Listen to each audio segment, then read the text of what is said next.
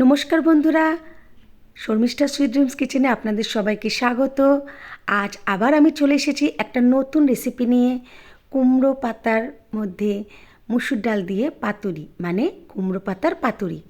আমাদের বাড়ির পেছনে আমার শাশুড়ি মা এই কুমড়ো গাছটা লাগিয়েছে, আর আমি তার থেকেই কিছু পাতা নিয়ে নিয়েছি।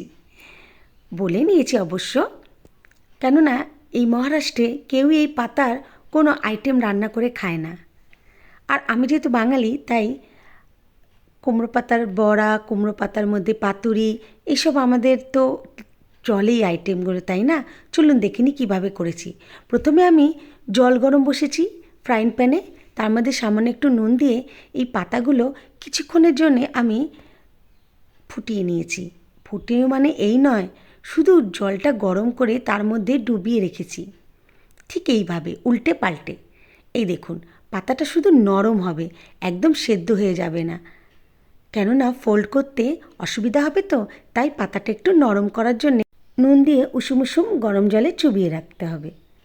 এইবারে দেখুন, আমি পাতাগুলো একটা একটা করে গরম জল দিয়ে তুলে রাখলাম, আবার উল্টে দিলাম, আবার আমি একটা একটা করে এরমভাবেই পাতাগুলো তুলে রাখলাম। ভিডিওটা একটু লম্বা হয়ে গেছে বন্ধুরা, আপনারা স্কিপ করবেন না, পুরো ভিডিওটা দেখবেন, আপনাদেরও এই আইটেমটা খুব ভালো লাগবে। এই দেখুন, আমি পাতাগুলো সব তুলে নিচ্ছি। এবারে আমি একটা একটা করে পাতা এরকমভাবে রাখবেন যাতে একটার সঙ্গে আর একটা লেগে না যায়। এবারে দেখুন, আমি মুসুর ডালটা 2 ঘন্টা ভিজিয়ে রেখেছি। এইবারে আমি এই মুসুর ডালের মধ্যে কাঁচা লঙ্কা দিলাম, দিয়ে একটু আধ বাটা করব, মানে মিহি করে পেস্ট করব না। এই দেখুন, একটু দানা দানা থাকবে, ঠিক এরমভাবেই পেস্টটা করবেন। এবার ওর মধ্যে আমি ছোট্ট করে কুচি কুচি করা পেঁয়াজ, আদা বাটা, রসুন বাটা, আর তার মধ্যে দিয়ে দিলাম কাশ্মীরি লঙ্কার গুঁড়ো, দিলাম আন্দাজ করে হলুদ গুঁড়ো, আর তার মধ্যে দিয়ে দিলাম ধনে গুঁড়ো। এই দেখুন, এবারে দিয়ে দিলাম স্বাদ মতো নুন, আর স্বাদ বাড়ানোর জন্যে দিলাম সামান্য পরিমাণে চিনি, দিয়ে দিলাম কালো জিরে। এইবারে আমি এর মধ্যে দিয়ে দিলাম কিছু পরিমাণে সর্ষের তেল, আপনারা সাদা তেলও ব্যবহার করতে পারেন। এবার খুব ভালো করে মেখে নিলাম। দেখুন, খুব দারুণ গন্ধ বেরিয়েছিল বন্ধুরা, জানেন? এই দেখুন, আমি ঠিক এরমভাবেই মেখে নিলাম।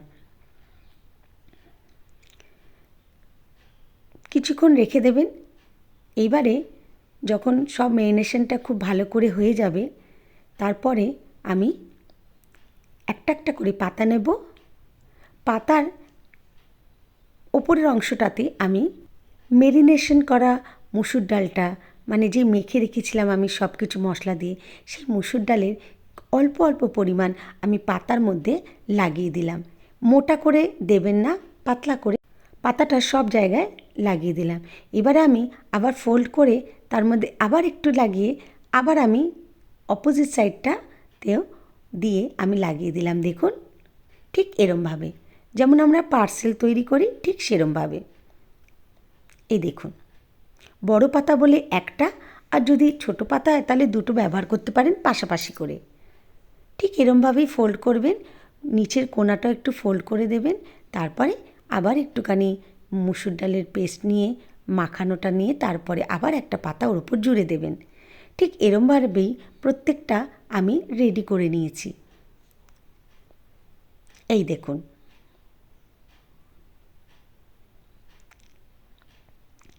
মোটা করে ভেতরে দেবেন না, এই কারণে আমি স্যালো ফ্রাই করব, আর ভেতরে কাঁচা থেকে যেতে পারে, তাই একদম পাতলা করে দেখুন আমি চারিদিকে অল্প অল্প করে লাগিয়ে দিচ্ছি।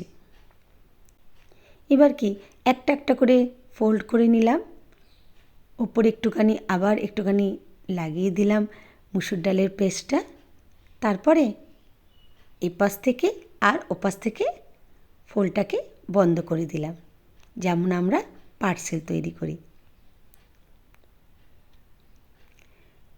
দেখুন কি সুন্দর দেখতে হয়েছে। এরকমভাবেই আমি প্রত্যেকটা রেডি করে নিয়েছি। এইবারে আমি ভাজবো।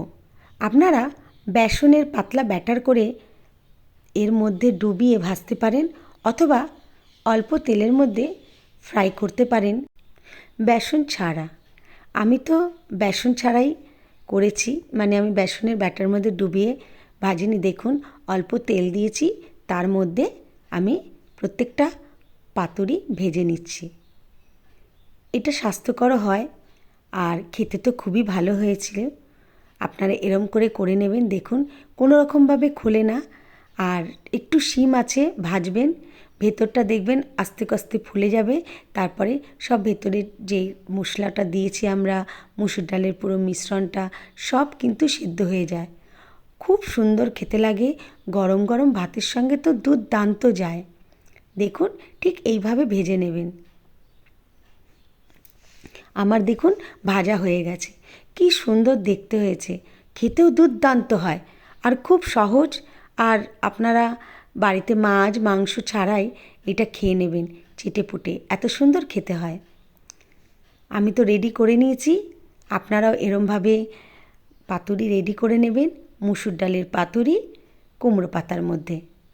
কি বন্ধুরা, কেমন হয়েছে বলুন। আবার নতুন রেসিপি নিয়ে আমি চলে আসব। আমার রান্না যদি আপনাদের ভালো লেগে থাকে তাহলে প্লিজ সাবস্ক্রাইব করে দেবেন, লাইক শেয়ার করতে ভুলবেন না, আর আমাকে কমেন্ট করে জানাবেন কেমন হয়েছে। আজকের মতন এইটুখানি, আবার চলে আসবো। টাটা।